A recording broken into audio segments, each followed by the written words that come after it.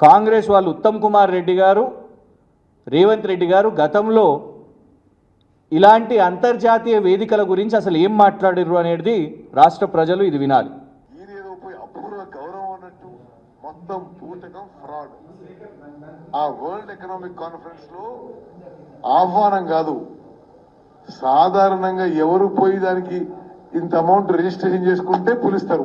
అపూర్వ గౌరవం అట. వీళ్ళు పోయి ఏదో పార్టిసిపెంట్ లాగా రిజిస్ట్రేషన్ చేసుకొని అలా మాట్లాడి వస్తే సౌత్ కొరియా అంటాడు, జపాన్ అంటాడు. అదంతా మన డబ్బులతోనే తిరగడం. అదేం పెట్టుబడి రావడం లేదు, మన్ను లేదు, మషాయం లేదు.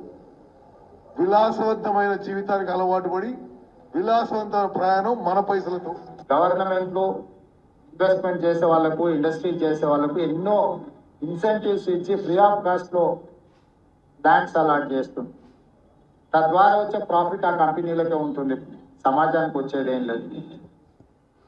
సమాజానికి వచ్చేదేం లేదు, అది కేవలం లాభాలు ఆ కంపెనీలకే వస్తాయి, పెట్టుబడులు పెట్టే వాళ్లకు అని రేవంత్ రెడ్డి గారు.